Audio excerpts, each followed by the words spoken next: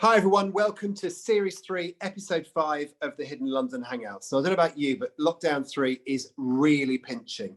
We can't go anywhere, we have to stay at home as much as we can, and many of us absolutely crave the opportunity to go and see new things and experience new experiences, really. Well, today on the Hidden London Hangouts, we can take you somewhere. So today, we're going travelling. Welcome aboard LTM Airlines flight to New York. We're comparing and contrasting London's underground and New York's transit system today. I don't do this on my own. I've got three amazing people from the London Transport Museum to help me. First of all, Chris Nix. G'day.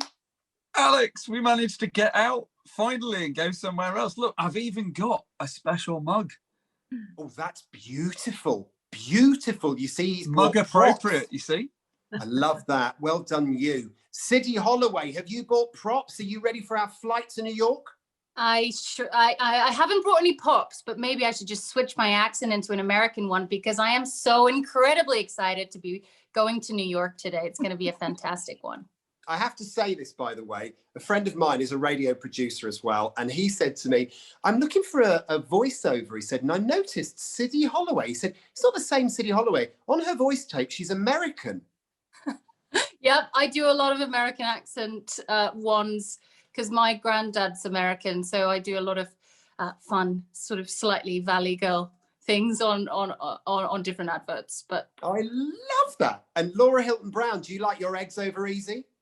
Oh, I love my eggs over easy. I was thinking I was being really cool with my teal touristy mug here, but now I've got mug envy for Chris's because it was a little bit better than mine. But anyway, I think that's cool. There you go. I love it. It's beautiful. And guys, we need to welcome aboard because we've got a playmate this week. I'm so excited about this because we really are going to New York. We've got Polly Desjarlais from the New York Transit Museum with us as well. Hiya, Polly.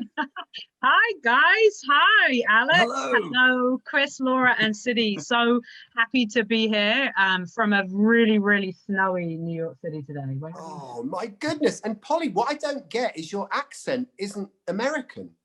It's very South Brooklyn. It's very specialized. You have to come to my neighborhood to find it. Yeah, no, I'm a Brit who's been here. I've lived in New York for 25 years and worked, within, at the Transit Museum for about 14 years. So and are you a Londoner though? I am a Londoner. Yeah, I was born just outside London near Watford, but grew up all of my formative years in South London. Yes. Wow. So if I showed you this, what would you make of this? Oh my, just brings back so many memories of sticky hands all over that beautiful, like orange and brown. It's like so 70s. It's like my childhood right there in a patch of fabric. I love that. Southwest London tube trains and the time when Polly was in London would have had this maquette. Do you remember that from previous episodes? District. It's beautiful. Now, today, we know how tough it is not travelling around and not having much liberty to move. So we thought we'd take you on a little trip as well. I'll tell you something. I've grown quite a bit since I could fit in this cabin crew outfit, but I tell you, it's all changed. So what we're going to do, we're going to compare London's underground system with the New York system. And there's some stunning pictures to go at. So Polly, if it's all right with you, we'd love to teach you a bit about our network first. So Chris, take it away. Take us back to the very origins of London's underground in 1863. Yeah, so we're going to start with the Metropolitan line, which of course was the world's first underground, built as a cut and cover railway, as a subsurface railway, only just below the ground. And that first opened on the 10th of January, 1863. Revolutionary thing, designed to overcome the problem that railways weren't allowed to be built in the very centre of London. So put them underground and they're out of sight, out of mind, but extremely convenient and a way of getting past huge amounts of congestion on the road. And this is a really nice cutaway image which shows you where they sit in the ground, not very far below the surface.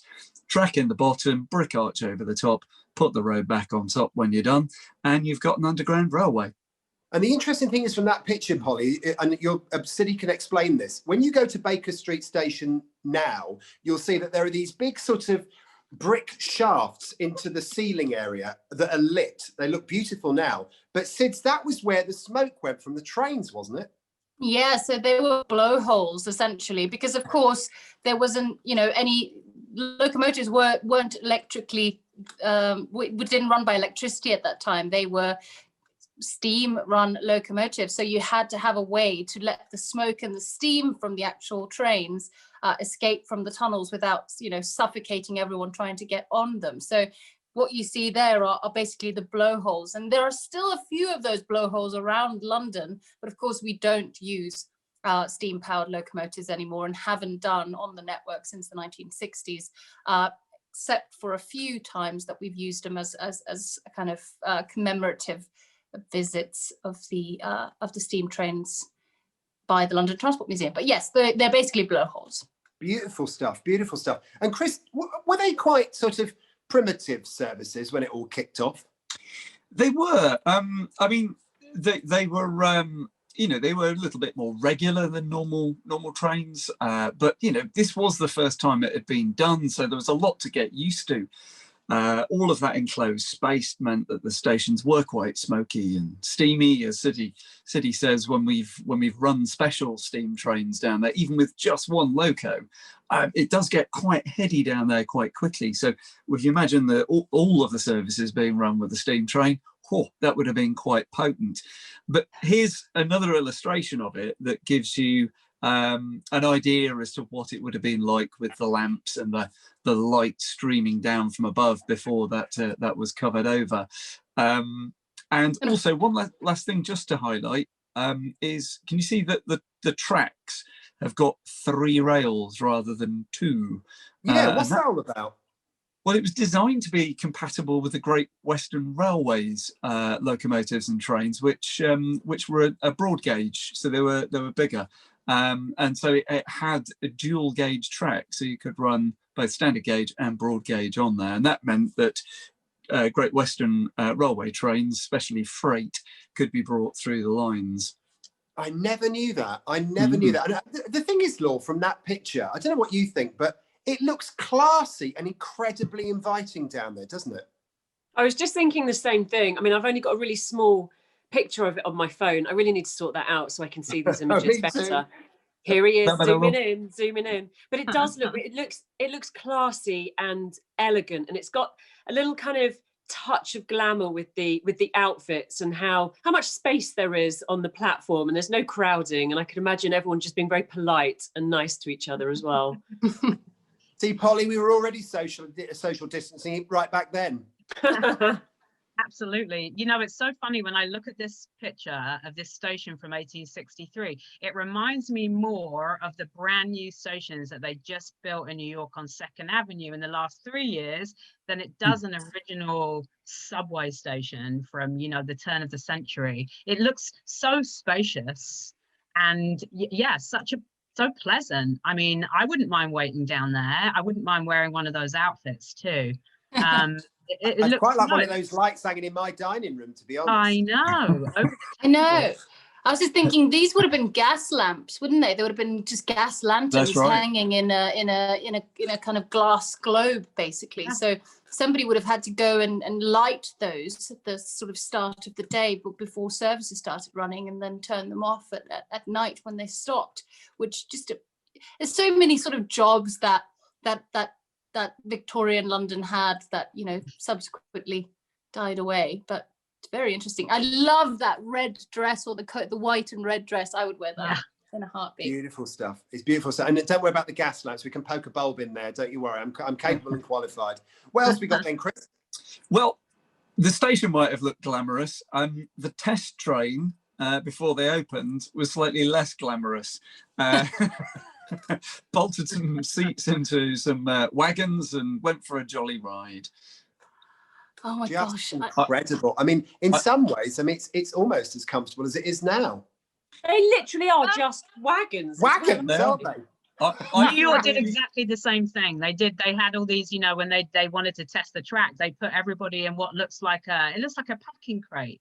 Like your fruit was in there, and with material. Well, it's good for your lunch, to be honest, Polly. I mean, at least you're travelling with your lunch. That's exactly right. So Oh my I feel rather sorry for the ladies in the back two carriages who I suspect may have Wearing been white. promised a more glamorous day out. Oh. I'm not sure they look terribly impressed. Yeah, my husband took me to London. All I ended up with was a dirty skirt and flies in my teeth. It's great, isn't it? I love this. And of course, Baker Street Station, Chris, was a bit of a drama as well, wasn't it? Yeah, so it's carried on being developed and titivated throughout its life. Here's a nice shot looking across the Circle Line platforms towards the Metropolitan Bay platforms, and to my eyes, Sidney and I were looking at this earlier and thought it does look slightly American in design, I think. Yeah. It kind of reminds me of Grand Central Station, or it's got that kind of feel to it. Yeah, it does. It really does. I half expect Edward Woodward from The Equalizer to come down those stairs. He's just behind that column on the right. Is that where, you can see his feet sticking out. Look, hang on, we'll go. Beautiful. There he is. Oh, there he is. Look. Oh, yeah. look, with his paper. All you need is to hear a little bit of sound with him whispering, "I will destroy you." And you're there. It's The Equalizer. Oh. You know, they've just remade that with Queen Latifah. Queen Latifah's doing his role. Wow. Just so you know. I know. Thank God. I used to love the beaten up Jag in it. I used to love the opening credits to The Equalizer on TV because it had a New York subway train. And there was a lone lady traveling. And then all of a sudden this train shot by. And then there was a gentleman, well, I say gentleman, probably a felon, came out from behind a bollard. And you think, what's going to happen next? It was very exciting. And then my mum used to send me to bed. So what else have we got? Well, rather impressive view of the front of the station. What do you reckon to that? Wow. You know, it's really interesting. So Baker Street and the whole complex that it sits on was owned by the Metropolitan Railway. And because, you know, particularly the Metropolitan developed loads of land and loads of properties on its line, rather controversially, as that would be basically illegal now. But what the buildings on top of that, they're called Chilton Court. And they were filled with something like 180 luxury apartments and 30 rooms for ladies' maids for those apartments. I just think that's so kind of amazing, particularly if you watch a lot of random period drama like me. I'm like, oh, wow, that's, you know, I can somehow place that in my head. And they look classy as well, don't they? They look really, really classy. Was this on Baker Street? I'm sorry. Yeah, Chris. it's on top of it. Yeah, and it's absolutely enormous. City's absolutely right about its purpose, and it means that our collection has got a disproportionate amount of photos of Chilton Court. I remember when I was first looking through it, what is this place, Chilton Court? Why are there so many photos? It's because it's huge and it belonged to the Metropolitan line. It looks beautiful. The whole building is stunning. And of course, that raised area is still there, but the roof has gone now, hasn't it? That's right. Yeah, the columns in the roof isn't it? So anyone who knows Baker Street Station will know exactly what is there now, because of course that was what we're all used to. But to see that photograph as to how it used to be is fantastic. Laura, by the way, poster alert, love. Oh, yeah. I mean, the Metropolitan line was selling the dream, and here's how they did it. What do you reckon, Laura? Oh, I mean, what's great about that poster is, I mean, it's kind of in its simplicity. You've got the countryside and the train at the top, and then you obviously come through the tunnel and pop out in the city. I like that one. When was this? What's the year? This is 1913. This is the cover of a timetable for it. If I just cover of a timetable for the Metropolitan line. So there you go. Isn't that gorgeous? And it looks like a model railway, doesn't it? I was thinking the same, Alex. Yeah. It's kind of funny how the city looks very dreary and grey compared to it does look a bit smoky and smoggy. Yeah, exactly. Well, you got St Paul's down at the bottom, and then Harrow on the hill at the top. And what I also think is rather nice, given that we're doing UK-US link here, is the clerestory trains in this. Electric multiple unit clerestory trains, very American in design. Just for anyone who doesn't know, Chris, what does clerestory mean? Sorry, right, good point. If I just zoom in on this top one. They're basically, you see there are windows basically at the top which are raised. Yeah. And they let some light in. Oh, wow. So it's just like clerestory means just extra lighting, really, natural light. That's right. Yeah, it's basically that extra, it's a clear story, sort of an extra story on top of the structure. Lovely. Yeah. So the lovely thing about this, Polly, is I learn as I go on this as well, which is absolutely fantastic. It's given me some nice ideas from my model railway as well. And interestingly, further down, Chris, there's the like a logo, historic logo of the Metropolitan line. Something tells me, there it is, just there. Something tells me that on the old Metropolitan line trains that used to run what we call the A stock from 1960, I'm sure that was stuck on the sides for a period of time. So that's the crest. The Metropolitan Railway crest. However, there's another one which I think might be worth a look at, which Laura, I think, can tell us a bit about if we just jump on. But you're absolutely right. That crest survived for quite a long time. Yeah, it's beautiful. It's absolutely beautiful. It's very British, you know, for a company to have a crest. Totally. Now that is not Morphy Richards. That is Metropolitan Railway. Although the logos are a bit like Russell Hobbs, aren't they? So it kind of looks like Richie Rich, you know, the movie from the 90s. It could be so I actually really like this logo. I don't know about you guys, but it is the Metropolitan line logo, and it's kind of, I think it's, you know, it's almost a forgotten logo. It's very, very rare to find one of these out on the system, and this one's at Baker Street, and it's a really ornate M and R that are interlaced for Metropolitan Railway, and it's flourished. It's kind of perhaps even a little bit exaggerated, but very ornate, and I find it quite stylish. And it's obviously set in that lovely maroon, which is the Metropolitan line colour, that maroon grille, and it's set in an oculus frame. And if you zoom in, if Chris can do his little zoomy there, you can kind of sneak a little peek at the central line through that kind of grille. I think it's set, Chris, remind me, is it set in a bridge over the circle line? Yeah, it's on a bridge over the circle line, and you can just see a bit of the one of the war memorials there. Yeah, absolutely. Stunning. And you can still see that logo, can't you? It's still in place at Baker Street, so you can spot it now.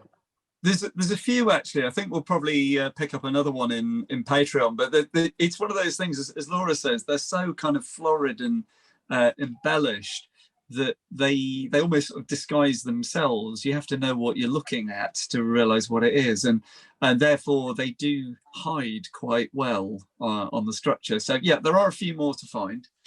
So far so good. We've compared and contrasted what Polly is learning about the Metropolitan Railway, the very first part of London's underground system. But I don't know about you, the one thing I'm missing is travel. I want to go somewhere, so let's go to New York. Polly can tell us about what was happening around about the same time in New York City. Polly, tell us. New York. Yeah, I mean, you know, as you're building a subway, you know, America's in the midst of the Civil War, so we weren't building subways in 1863. And in fact, you know, we were really reliant. It was horses, it was steam, and it was shipping. Obviously, the geography of our city meant that, you know, ships were of ultimate importance. And it was really about, you know, moving all those goods that were coming into our shores and moving all the people that were coming into our shores. But we were bounded by the pace of a horse, and it was no good. There was also like a really, really terrible equine flu that hit the North America. It started in Canada, actually, and it came in 1872, and it swept down the East Coast, and then it swept literally across the country from coast to coast and went all the way west to California. And it was a terrible disease that, you know, sickened about 90% of horses in the country. So it didn't kill all of those horses, but it made them so sick that it had a terrible adverse effect on sort of commerce and daily life. And after the flu, the epizoic was kind of figured out, and horses recovered, they, it was another sort of big push for them to say, we can't be reliant on this one, form of power. This is no good. These are animals, and as you guys know, they take up so much space. All the infrastructure you need for horses, stables and blacksmiths. Yeah. It's just crazy. I think the horse manure. And the horse manure, which was the big health hazard. New York was sensible. They sold it to farmers in New Jersey and Long Island. So they good for roses as well. Good plan. Good plan. They had loads of roses, didn't they? It's marvelous. Beautiful rose gardens. And the first street cleaners, we didn't get them until the 1890s, and their first uniforms were white, and they were called white wings. That was good to clean horse poop. Nice. I love that. Nice, really. I got a feeling the manager made that choice, not them. I think so. So the ones that had loads of dirt on them would have basically been sacked for not doing their jobs properly. For not keeping their uniforms white, because clearly that was what was important. It's crazy. And a dicky bird tells me that it wasn't really, whereas we were digging deep underground to put trains down there, you guys put them on stilts. Yeah, that was the first place that New York went. They decided they would go above the fray rather than underneath the fray. So our first rapid transportation was above ground. And in fact, the first elevated line was very short. It was along Greenwich Street on the west side, and it was a cable driven elevated line, but the cable was unreliable and the huge machines to run it. So they sort of junked that after a couple of years. But starting in 1870, we had a line that went from Greenwich Street over 9th Avenue, all the way on the west side of Manhattan, all the way up to 155th Street. And there was nothing. We're talking, pastures and cow fields and, farmland, and very bucolic, not really no people. So it's interesting really in New York, where they built these elevated train lines and the people followed and developers followed. The image that we're seeing is this is the Bowery, which was, sort of like a bit of a saucy place. This was, theaters and bars and, all kinds of chicanery. That's not a word, Polly. Chicanery. Shenanigans is a great Can we word have there. shenanigans? I like Shenanigans. shenanigans. I'm going to put it on the description for the Hangouts. I'm taking that word. It's a new word. We just invented it. Shenanigans. Absolutely. So this is the 3rd Avenue L's and elevated, and of course the first motive power with these lovely little steam locomotives that pulled these little passenger cars. And you can see that how you were referring to the train looking like an American train, and you can see it really clearly in this photograph. It's I've always referred to those. It's a lovely image. Yeah, it's great. It's great. Those clerestory tops to the train, the carriage bodies there are great. Sorry, the word of the day, isn't it? It's the word of the day. Clerestory. Polly, can I ask therefore, because when I was last in New York, not last year, the year before that, because we didn't go anywhere last year. I went and visited the High Line, which is on the west side. Does that form part of that old line, or what? No, in fact, the High Line actually, where the High Line, so the High Line goes over sort of 10th and 11th Ave, and they used to have surface freight rail on those two avenues coming down the west side. There were, all kinds of depots in Lower Manhattan for goods. So, and they got the moniker Death Avenue because those trains would have so many accidents and kill people. Oh my God. Animals, they'd hit cars. So by the sort of 20s, when there were more and more cars in the city, they decided that they had to do away with the surface freight rail, and they elevated it. So the High Line was always a freight service, never That is incredible. I just say, I love the idea of Death Avenue. Where do you live, Death Avenue? I live along Death Avenue.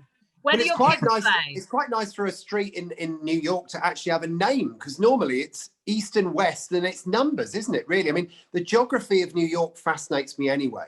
The underground system just enthralls me. But what's really interesting, for anyone who's never been to New York, when we talk about the High Line, it's actually a walkway, isn't it, that used to be a railway. So you can actually walk that now, can't you?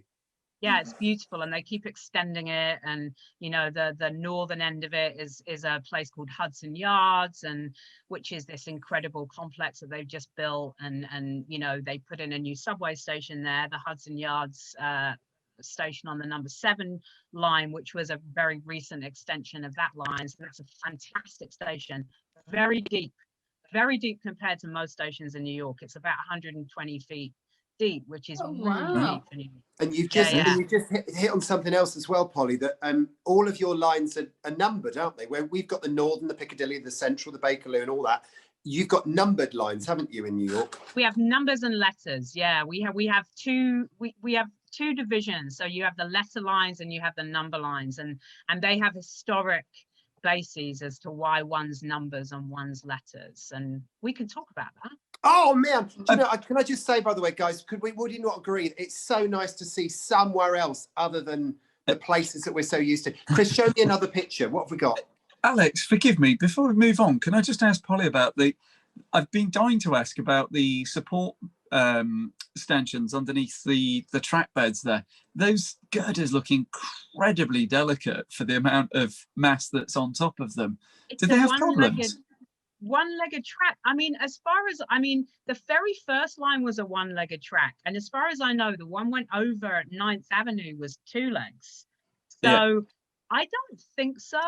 We do have lots of incidences of elevated trains heading off those tracks and for the sidewalk, but as far as I know, we never had any collapse of track, as far as I know.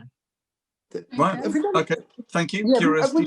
No, it's lovely. Have we got pictures of what it looks like beneath? Yeah. Bingo. This is a great shot. I love this shot. This is another one from our collection. This is the 2nd Avenue elevated. We're up at 92nd Street. I love that gentleman just standing there. So we have this great collection of images taken sort of before, during, and after all subway construction. So this is a construction image, I believe. But so here's what it was like underneath those L's. Here's a double-legged, but you've got 2 legs because you've got double tracks up here. You've got your trolley tracks underneath. You've got a great truck there to the side. You've got a station, so you can see the walkways to get up to the station a little bit further down in the image, closer to the trolley car. Yeah, I love elevated stations. They're just as sort of beautiful in many ways as the subway stations. And you said trolley, didn't you? That means tram to us, doesn't it? That's a tram for you guys. Yeah. We call them trolleys. That's right. I've been watching too many 70s and 80s cop shows and action films. I'm just expecting a car chase to come whizzing through there at any moment. It's like the French carrying Connection. a pane of glass. That's it. Well, that's exactly the kind of, the layout of them is kind of similar to, the Metropolitan line in terms of, if you just were to reverse those stairs that are leading up into the middle bridge, and you were to put them down and put this into the ground, it's basically the same kind of concept, just above the road rather than underneath it.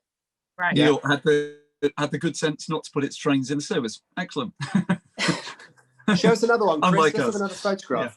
Let's see more. Well, departure from a station building. Ooh. Oh, God, Laura, look at that. Polly, that. Tell us what we're looking at here. This is beautiful.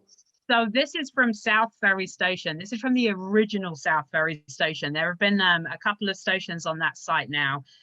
This one was opened in 1905, and the original company, like you, we all have private companies running our trains. So this was the IRT, the Interborough Rapid Transit Company.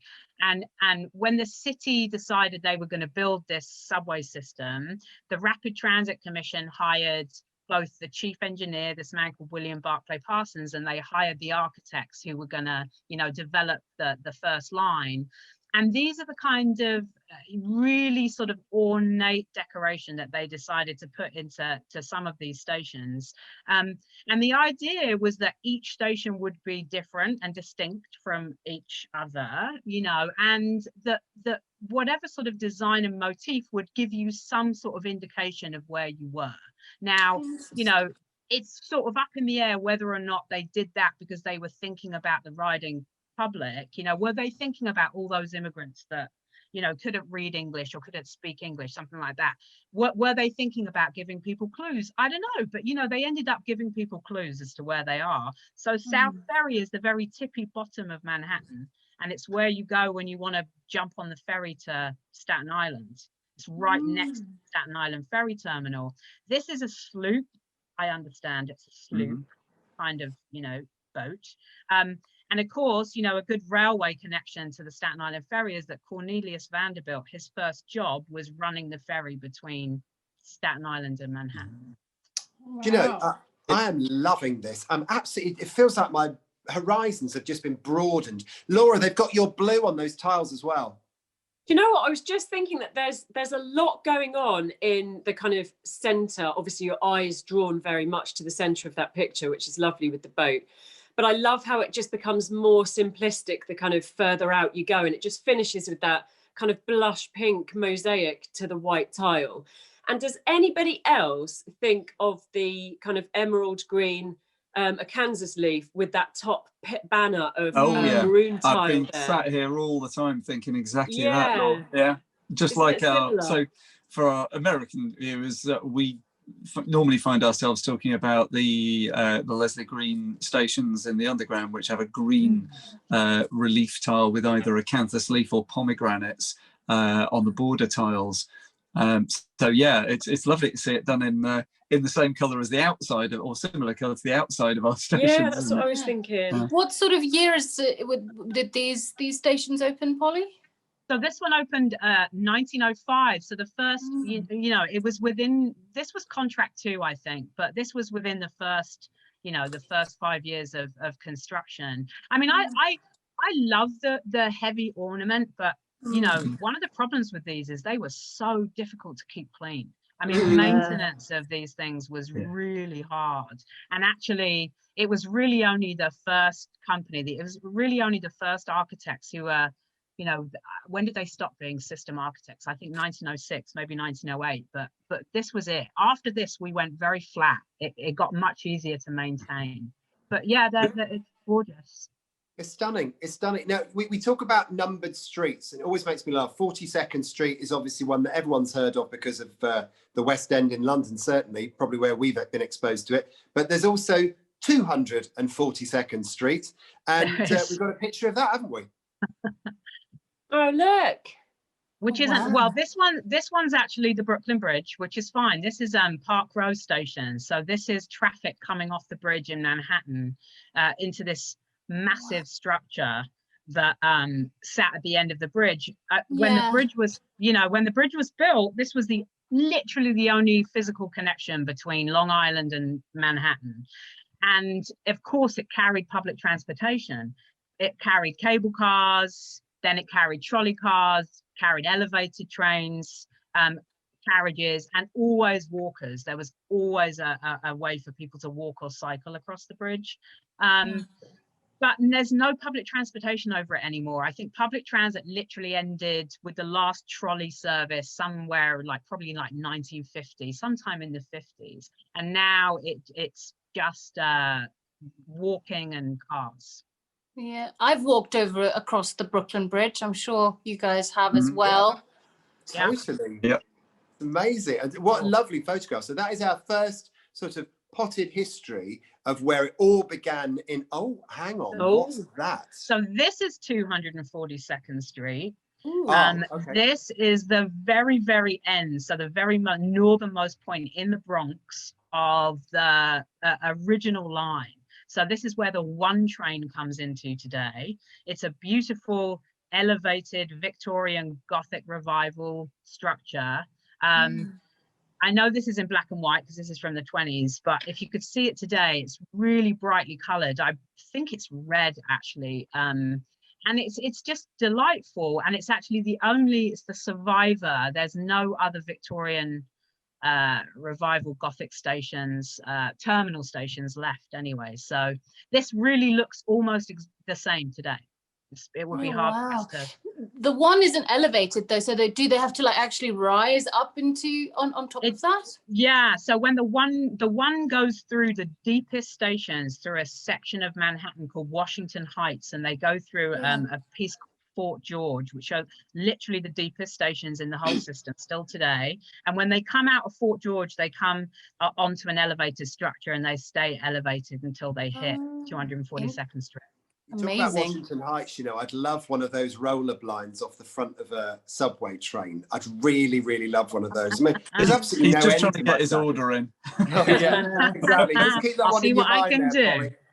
Keep that one in your mind, Polly. So far, we've had a little look around New York, which has been amazing. We've taken you to Baker Street in London, so we really are tickling everybody's pickle. By the way, guys, just to let you know, I'll be passing through the cabin very shortly with your lunch, okay? There's feather or leather, there's chicken or beef. Yum. We've got a vegetarian option, but it's some rubbish pasta, so I really wouldn't bother about it. But we're going to now go down below again, because, Polly, there's two ways that London Underground lines were built. One was by digging a trench in the ground, cut and cover, and then you put the railway down there and then you put a lid on it. That's cut and cover. And the other one is where you get a massive drill with big teeth and it just drills through the ground well below. So we're going to go and use the drill now. Is that all right? Awesome. Absolutely awesome. Love it. Fantastic stuff. So Chris and City, take us to King William Street. 18th of December, 1890, and it was before the drills, I'm afraid, Alex. It was pick and shovel. Oh my goodness, of course. So, world's first deep tube railway. Yeah, run by electricity, completely innovative in what it was doing. Of course, the reason being that you simply couldn't dig up any more roads in London without causing a huge disruption, because London's not built on a grid system like much of Manhattan or much of New York. It is, you know, it's an organic village basically that kind of spread around itself for millennia. So it's kind of interesting to see, you know, that's the reason why they had to build the deep tube, because they simply didn't have the capacity to dig up more roads. And, you know, we've talked about King William Street in past episodes, but really it is one of those most amazing stations because it kind of, you know, embodies all of those things, you know, the fact that it was completely innovative, that they had electric locomotives, that, you know, it was kind of linking the suburbs and the city. All these things are you know, very interesting, I would say. And Polly, you're looking at a station called King William Street. My memory from when we covered it in series 2 is that station was actually only open for about 10 years because it was such a steep approach to the station and round a really tight bend that trains couldn't get up there. I mean, I think it's just so interesting how stations have a useful life and then they don't have a useful life anymore. I mean, you know, the station that the Transit Museum is housed in was only open and operational for 10 years and it became, you know, just useless and obsolete. The City Hall station, you know, our first station, again, you know, it became not practical to function as an operational station anymore. So they have a life and then they don't have a life anymore, or they take on a different life. I'm loving, though, there are so many similarities that I can't wait to get to talk about and sort of things that I'm noticing. But again, I'm loving the lamps in here. Well, I'm loving that. I'm loving the fact that your museum's in a blooming station. That's fantastic. Pretty cool, Chris, show us something else. Show us. Alex, I think one of the things about stations which get left behind is sometimes they can be in the wrong place, but sometimes it can be down to trying to do things at the very cutting edge. And that was certainly the case here. Lots and lots of new technologies which came together and not entirely successfully at this station. But the very next place where the engineers go off to build the next deep tube line in the world is in New York. And there's so much borrowing of technology and ideas and exchange of ideas around the world because the problems that everybody's trying to overcome are the same. So we will see things that start to look, again, a little bit similar, both sides of the pond. So let's have a look at, here we go. Here we can see a train on the City and South London Railway. Made in Salford in Manchester, but the cars, as we call them to this day, rather than carriages as we would normally call them, look a little bit more like some of the ones we've been seeing over in New York. Yeah, they look like they do have a sort of clerestory thing as well. And of course, these are not the original ones, are they, Chris? These aren't the padded cells because you've got windows on them. That's right. Yeah, the padded cells in their original form lasted about 5 years before they started opening out the windows. So they kept the cars, but they opened up the sides to create decent sized windows. Lovely. What's next? Well, an interior view of the padded cell that Sidney was just referring to. This is the. There you go, Polly. It's not quite moquette, but it's lovely. Hey, it looks pretty comfortable to me. The very first train that ran underneath New York also had no windows on the side. That would freak me out, though. I don't think I'd want to ride in a sort of tiny space with no windows. But it's so funny because they just think, well, you're in a tunnel, love. What are you going to see? Right. But obviously we want to see something. The historical account suggests that people were a little bit freaked out by it, especially when the train stopped and stalled on the approach to King William Street. So, yeah, people found it unnerving, as I think we would back then. And Laura, it's time to bring you in again, love. We've got more tiles. Oh, let's have a look. Bingo. Oh, you see, I was just thinking about King William Street and that episode. There are two things, well, there's lots of things, but two things that spring to mind.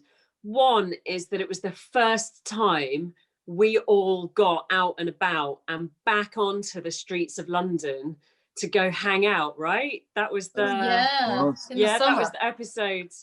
And then obviously these tiles, they're lovely, they're just beautiful, stylish, like Art Nouveau leaf in that kind of glazed brown on the white background. I mean, it's the stuff that dreams are made of, guys. I love these tiles. And correct me if I'm wrong, but I'm sure, again, I'm recalling in my mind things that you guys have said. Am I right in thinking that if you go to Elephant and Castle Station, you can still see some of those tiles on the staircase going down to the Northern Line platforms?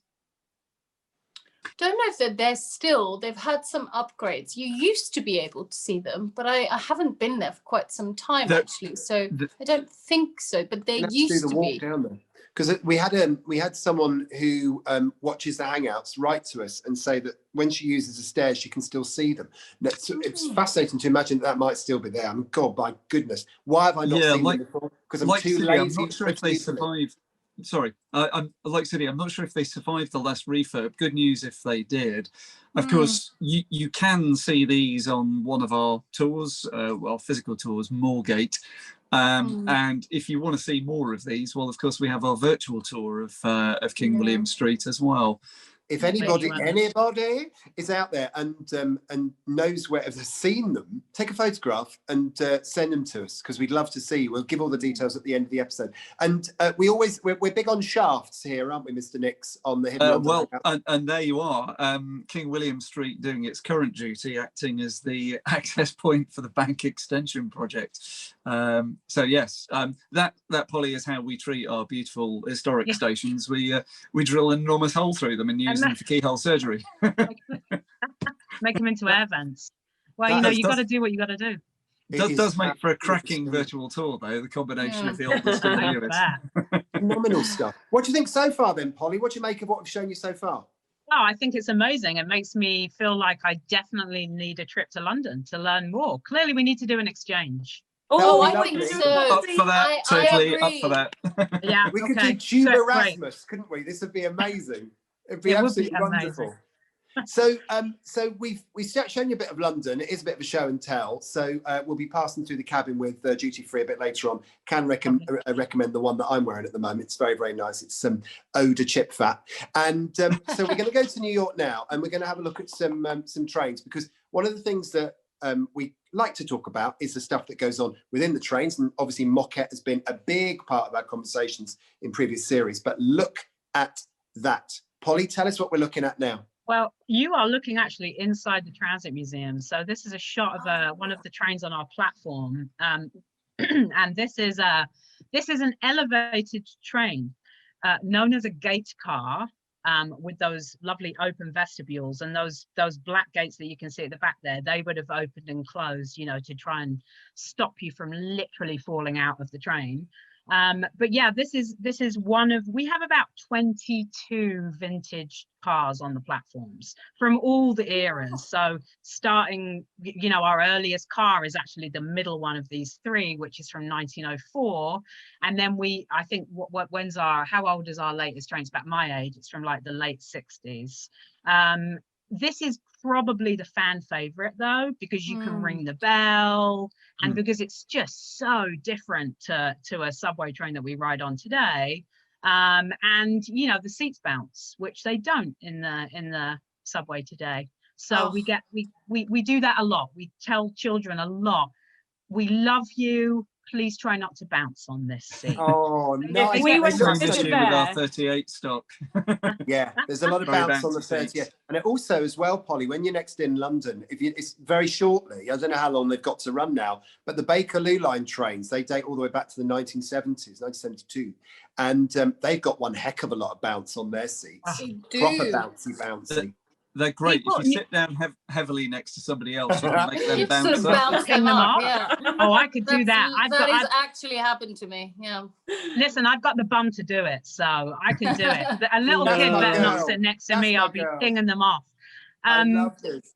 So, Polly, can I ask, your museum it's like downtown Brooklyn, right? Or it's right by... Yeah, you're exactly right. Downtown Brooklyn, and we're in an old IND station. The IND were otherwise known as the Independent, who were the first company that the city put together to operate the subway in 1930.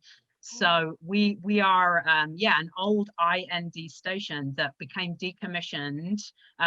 We were running a shuttle service between our station, which was called Court Street, and a station about 3 blocks away. And literally people would use it more often as a sort of like protector from the rain. It spans a whole block. So people would come down and just walk through the corridor and exit again.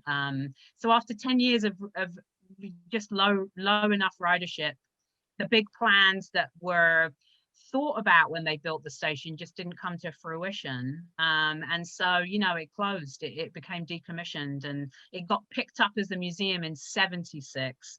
And that was a part of the bicentennial celebrations that were happening everywhere across the country and in the city.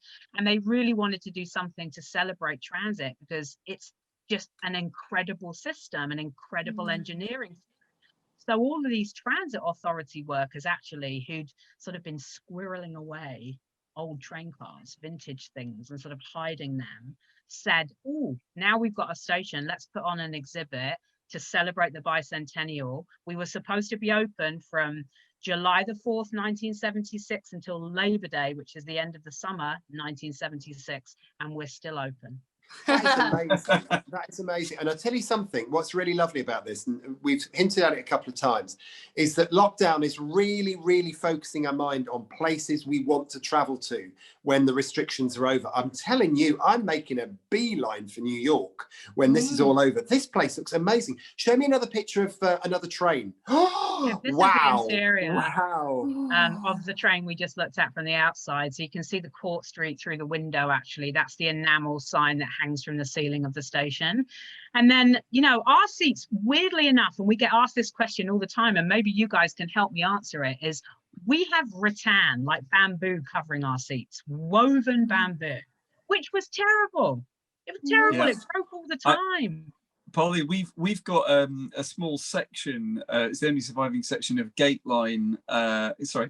stop car at our depot at Acton. Same thing.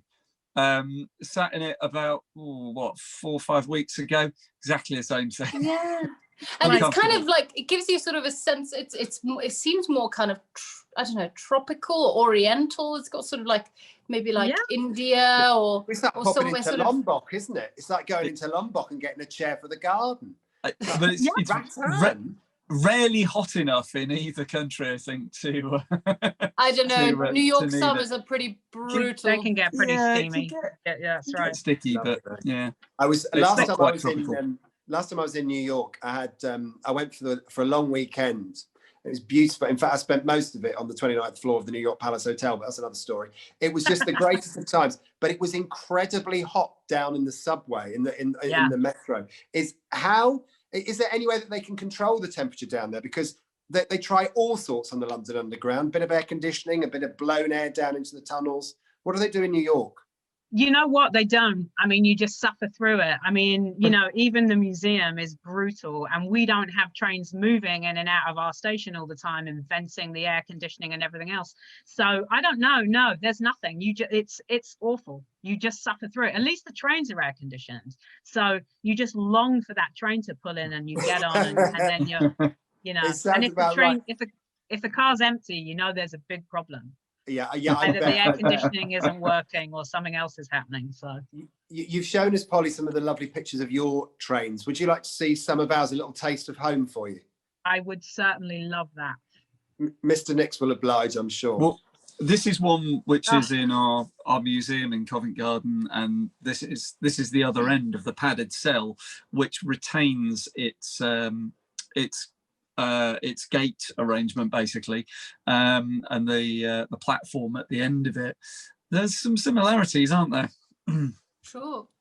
Oh, absolutely. To our gate cars and to the original, you know, to the very first train that ran under New York was a pneumatically powered 18-foot long circular wooden car that was fully enclosed like this and had the doorway at the end, and it looked like a door to a room. So yeah, that's what it's reminding me of. That sounds very much like the Tower subway, which preceded the City and South London Railway in London. More of an experiment success. Yeah, yes, experiments, exactly. Let's have another look at something else. Do you know what? In London, there's always a picture of the Queen by train. Her Royal Highness. Yeah, gorgeous stuff. What's the story there then, Chris? What's Queenie doing down there? Well, I thought we, you know, in the spirit of international relations, should ask the Queen to attend this episode. But monarchs very rarely visit public transport systems. But pleased to say that the Queen came to Baker Street back in 2013 as part of the commemoration of the 150th birthday of the Underground, and here she is unveiling her name, Queen Elizabeth II, on the side of a new, at the time, S-Stock train, which is serving on the Metropolitan line. And that was our then commissioner, Mike Brown, with her doing the honours. And we also had an extra. It was a very cool event. I was lucky enough to be there. That was actually the shot off my phone as I was meeting her in the ride. And the reason that I was there is because there was another visitor to the station which hadn't been there in a long time that day as well. It wasn't the 150 logo. That was the. I love the fact there was just a random pigeon that photobombed that shot. I'll be honest with you, Chris. I just see that. It's a good job you've explained all this, Chris. It's a good job you've explained all this, Chris, because I thought that was to commemorate the Queen's 150th birthday. Or nearly. Very way to go. So the reason I was there is we had our beautiful Metropolitan carriage 353 there, which had been restored especially just in time for that 150th anniversary. And so she not only inspected the S-Stock train, but also this rather beautiful teak-bodied carriage. So did the Queen go into that one as well? She did. Yeah. Oh wow. Also, Alex, I can't believe you're saying that about the monarch wearing a monarch outfit. Good work. Good work. Thanks. I thought of it. I thought of it like 3 minutes ago, and then I didn't think of how to use it. Thinking to yourself, since he's got this ability, very, very seldom. Usually, when Cindy starts talking, I think to myself, "What's she going to say next? What's she going to say next?" And I try to plan what she might say. I never in a million years would have thought that. Never in a million years. I tell you something. These clip ties are tight. I'm telling you this now. By the way, you know, Polly, you just saw that brand new train on the London Underground, the S-Stock. Well, that is the replacement for the District Line trains, say for instance, and the Circle and the Metropolitan Line trains, and those trains that would have had that as the seat fabric at one time. So when you then go back to your old stomping ground, you'll see the S-Stock trains pumping up and down those lines, which is rather nice. Now, I have to say that, those the real pinnacle photographs of episodes are the things that I absolutely just live and die for on these episodes. And we've got them coming to you now, because when you think about all those lovely stations that we take you to on the London Underground, there is one particular station on the New York system, which is so beautiful. And if you're a member of Patreon, we've got even more to show you, but let's have a sneak preview now. Polly, it's the big one, isn't it? This is the big one. This is the one we call the Jewel in the Crown. Wow. This is City Hall, old City Hall station, because there are other City Hall stations, but this was literally built, right in front of and underneath City Hall in Lower Manhattan. And we're looking at a lovely collection image of what was once the ticket booth. The ticket booth is no longer in existence. We don't have this one anymore, but it's beautiful, oak and brass. And it just gives you a slight inkling, like, to the amount of detail and the craftsmanship, that went into a mundane thing like a ticket window. The fretwork, the brass fretwork around where the person would stand behind it, handing you a ticket. I mean, just absolutely beautiful.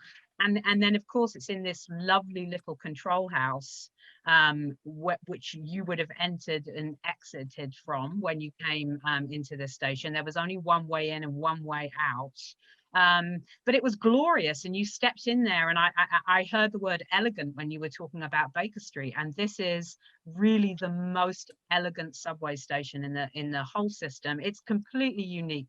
There is nothing else even vaguely like it in the subway. And there's something really lovely as well, Polly, isn't there, about stations where this sort of detail is present. I remember there's a station, you probably remember it from when you were living here. It's called Mornington Crescent.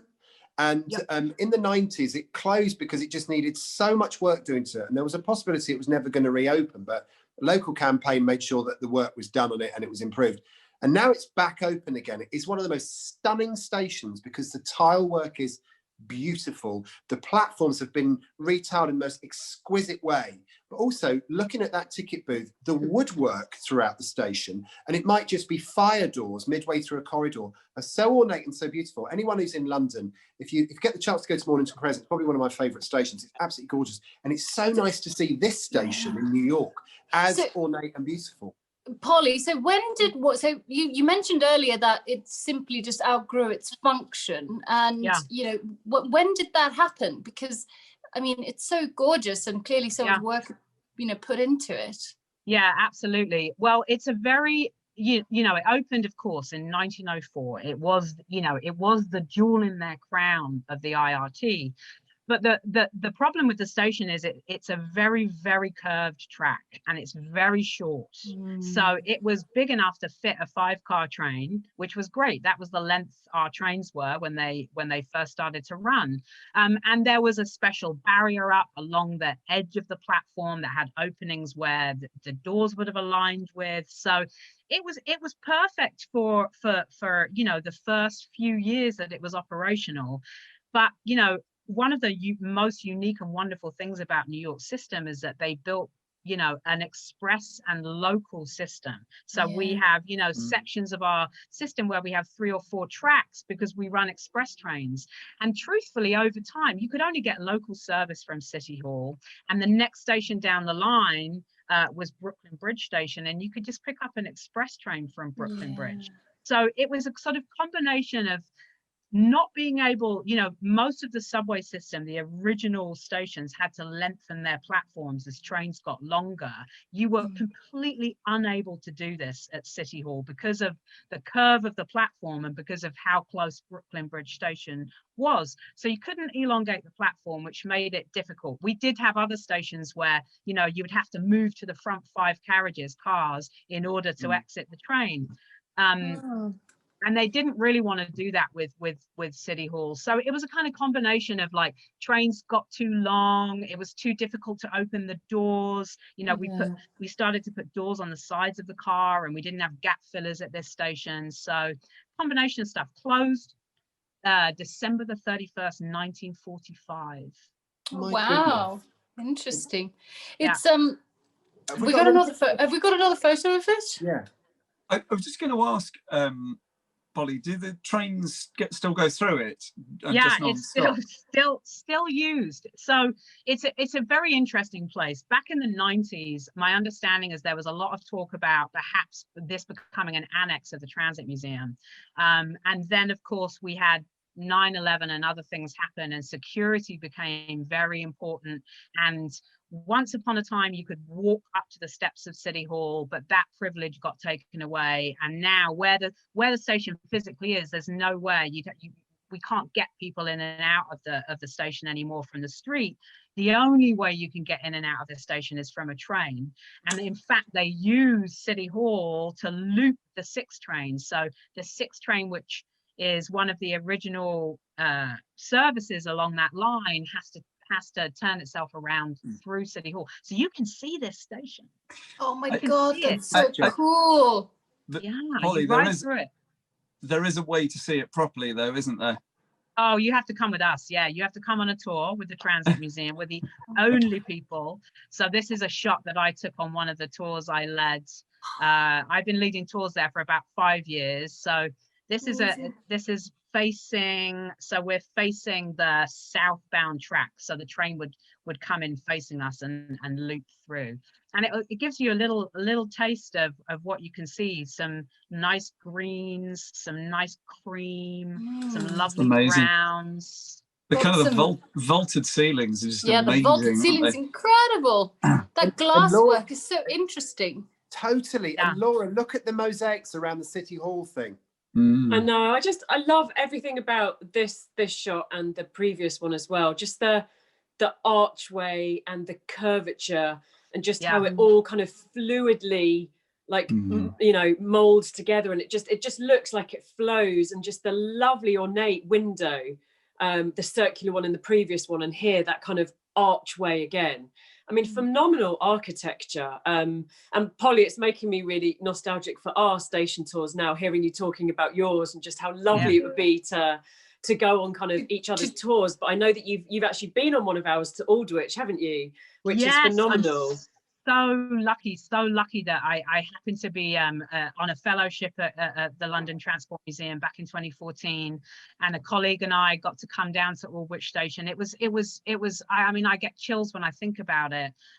It was an incredible visit. I was blown away by the glow in the dark paint that they use. Oh my God, I love that. I've lunched on that fact so many times. I love, Laura, that you brought up all the curves. I mean, I think this is just the most wonderful sort of expression of curves that I've seen in a station. And the vaults, there's so many stories behind the vaulted ceilings that I could tell you about, and the skylights and how they were designed, and the glass that used to be inside them. I mean, they sort of thought about everything just down to sort of the finest details, you know. It really sounds like we need to come and visit. I mean, I think for research purposes, I feel like we probably need to come visit. Can I ask, Polly, was there a movie filmed down there called Fantastic Beasts and Where to Find Them? Yeah, totally. That's what I thought. Nobody's allowed to film down there. I mean, I shouldn't say that. We've had press filming down there, but the movie didn't film down there. They CGI'd it, so it's totally CGI'd. And actually, they totally cheated in the movie. They gave it 2 tracks, so just a single track. So they fluffed it a little bit. Yeah, we know that sort of trickery of the films. We're all about 120 years old, Polly. So we've been CGI'd to youth. It's been amazing. Yes. I can't thank you enough. This has been a blessing and a curse, this episode, because on one hand, it's such a blessing in that we get to see something else. It's been so nice, but it's a curse in the fact that I want to travel even more now. And I have to come to that museum. First of all, are you on Instagram, and what's your Insta handle? Yeah, and NY Transit Museum. Everywhere you go, NY Transit Museum. So the webpage, Instagram, it's NY Transit Museum all the way. And I'm just scribbling that down. And when we go there and have a look at it and follow you, what do we see? Is there like loads of pictures of fabulous trains and tile work and all that paper? Yeah, exactly. I mean, on the website, there's just a phenomenal amount of stuff to look at. We have a couple of online exhibitions, which are really cool. And then, you know, if you move over to like Instagram, it's usually beautiful archival images every day, all day. So you've got some great stuff, I have to say. I've been following you since I was on Instagram, and it's been that's been reminding me every day. Got to get you guys on. Yeah, that's excellent. And have you enjoyed it? Would you come back and join us again? No, terrible. Never come again. No, I've loved every minute of it. I really have. It's been great. It's so wonderful to share all of this and to be a Londoner who transplanted to a city, who's fallen in love with transit here. And I love transit in London. I just want to know everything about it. So I'm learning from you guys, and I can't tell you how amazing that is. So thank you. And I clearly need to come to London. Absolutely. You completely won me over. As soon as you said you've been watching our episodes previously, it's like, oh, thank you so much. Because I was saying to you earlier, we don't really think about who really watches it. We just kind of hope that our mucking around might actually appeal to people. So it's just so lovely. Guys, Polly Desjarlais, we love her, don't we? Thank you, Polly. Awesome. So much. Thank you. Great to have you on. Just amazing. Well, listen, stay there, Polly, because we every at the end of every episode we do the notes, queries, and questions. But before that, Chris, Patreon is our new baby because it's only for fans, and it is an opportunity for people to just shove a few quid to the museum in this very, very weird time, and you're going to give us a little taste of what they can look forward to when they join up. We are, yes. So joining us and supporting us on Patreon, marvellous thing to do. And it also means that you get some extra bonus content. And we've done some hang-ups, as we call them, which is what happens when we get to the end of one of these episodes. So let's have a little look at what happened after the Signs episode. Chris. What are you intending to do with that, Christopher? That was very much the question when I brought it home. Again, but yeah. The answer is, at some point, I'll find a place for it. This is one of the ones which hasn't yet found a place. But well, I hope you don't mind, Chris, but I wouldn't necessarily say mine's bigger, but it's quite impressive. Let me just do this. Wow. There it is. And on the back of it, there's writing on the back. We totally should have realised that was the one you were going to have. Alex, whereabouts do you have it in your house or your garden? Is it like hung up, or has it got a specific place? Or yeah, I wrap it around my neck. Very, very good. The thing is, we put it this way, for the Patreon episode of this is coming off. Okay, I'm not wearing my tie. I've had enough of the tie. All right, can't be doing that. But we have loads and loads of fun. There's loads of extra content. It doesn't change any of the free stuff that we do for you. This is just a bit of extra in case you want to contribute to the museum's work at this incredibly peculiar time. Notes, queries, and questions. Your messages that are sent to us, we love them, we read them, we share them. Ben Mazawa says, the Hangouts for me are one of the best things to come out of lockdown. Engaging, informative, and wickedly funny. Please keep them coming. For future episodes, how about a focus on some of the people who've worked on the network? Not the Picks, the Frank Picks, the Greens, the Johnstons, and the Holdens that we've talked about in previous episodes, but some of those who the public see or maybe don't see. We'd love to hear more about them. Those stories would be fascinating too. I reckon we could do that, Chris, couldn't we? Oh, I'd have thought so. Yeah, sounds good. Good stuff. Erica Dodd says, hi, Chris, Siddy, Laura, and Alex. My fellow... Oh, hello. Hi. It's so great to be able to join you all on Patreon. What you guys have been doing is amazing. And thank you so much for some much loved entertainment, lots of learning and some giggles this past few months. Saturday evenings are a highlight. Also, I've started rewatching the episodes. And in the very first Aldrich episode, Alex mentioned a documentary about Angel Station, which I watched on YouTube. Quite an insight, I think. I don't think we'd get away with that customer service now. She's talking about 40 Minutes, Heart of the Angel. I've lost track of the number of times I've mentioned this. If you are not watching, everybody should be watching this. It's so cool. 40 Minutes, Heart of the Angel. It's on YouTube. I think it's in four sections. I lost a finger there. So make sure that you go and have a look at that as well. A bit of homework for you. Claire Hale says, Thanks for making all of these episodes. It's become a part of my Sunday morning routine over here in Australia. She's down there. Wow. Missing London dearly, but the Hangouts are helping with all of that. Also from 5Jamer, wonderful as ever episodes. Love you all, especially enjoying the anybody each time. I've even started saying it myself. Had a great laugh at your episode from Lords. Thank you so much. Kim Columbine says, my husband is a sponge for catchphrases. He absorbs them and then squeezes them out at any particular opportunity. Sounds like my kind of guy. Anybody has now been absorbed into that sponge.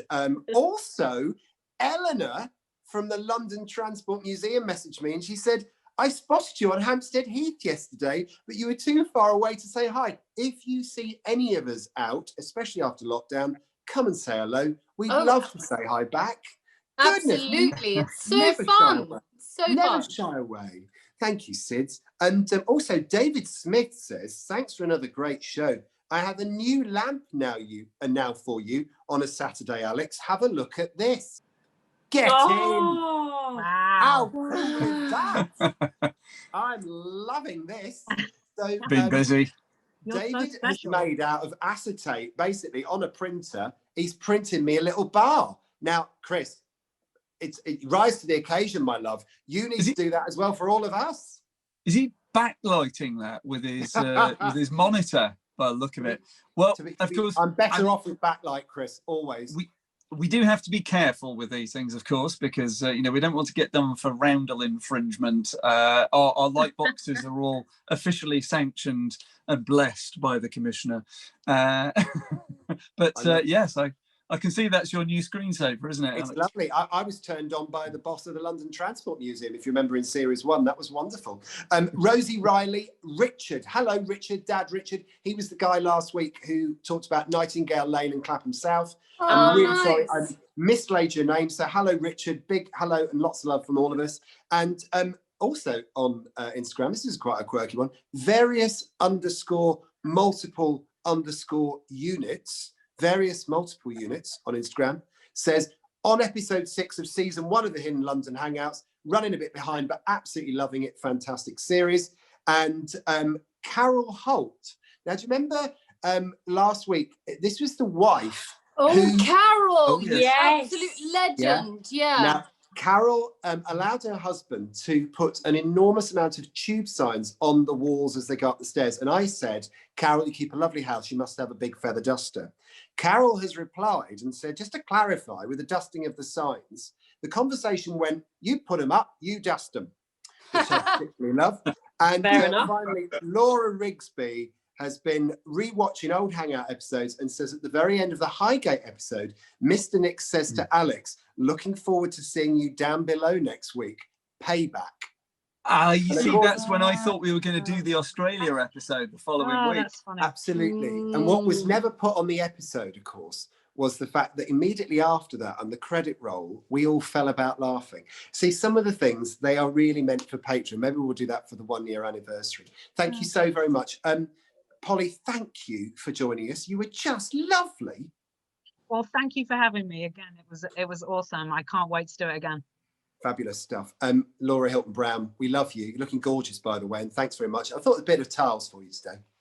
Oh, the tiles were lovely. I do have one last quick question for Polly, which is, does your museum do the face masks like the LTM museum does? And if so, have you got one? Can we have a little look? You can. I'm going to put one. We have several. Here's my that one. You see that? Nice. I think we should all face mask up, shouldn't we? Yeah. Let's do it. Okay, so I'm going with my new favourite. Which one? Line. It's worth it. We must do this actually in order, because actually it's really good. I've completely forgotten, but the London Transport Museum has just come up with a new set of face masks. They are so cool, right? So the first one is because it a matches black the blue. mat. Look at that. How cool is that? I absolutely Now my love glasses. that. Sids, what have you got there? I've got the regular tube mat, but it's got the blue rim here, which I thought would match my top. Nice. Siddy, tell us honestly what you thought it could be turned into as well. No, I thought it looked a bit like tighty whities at first glance, but I would You don't want to wear mix those up, do you? I'd wear No. I'd wear pants like that. I really would. That'd look great. I know Laura, what that's have you- basically what I thought. That when I saw this, I was like, Alex would totally wear pants like that. I love that. By the way, Cindy, thank you so much for joining us today. You're lovely. Thank you. And Chris, next, what have you got on your face? Well, I've taken it off again now. I should put it back on. I've got the Bakerloo Barman, which I think is rather tremendous. I think that's my new favourite. Nice. Polly, thank you so much for joining us as well. And I can't wait to have you back here again. Thank you. Thank you, Chris. Love you too. Well, I rely on you being here every week, Alex. I'd miss you terribly if you weren't here next week. It would be weird without me, wouldn't it? Really, who else would take the mick out of and take? Yeah, absolutely. Now then, loads of things to watch. So first of all, you can follow us all on Instagram. So there's Alex Grundon, there's Chris Nix, there's City Holloway, there's Hidden London Law, and now Polly on Instagram. There's NY Transit Museum. Yay! In addition to that, you've got at LT Museum as well. Don't forget on YouTube, subscribe, like and comment down below. DM us with questions that you might have about our tube system, even comments about the episodes as well. And next week, we're going somewhere absolutely fantastic again. So from all of us, have yourself a great day, have a nice day and stay safe.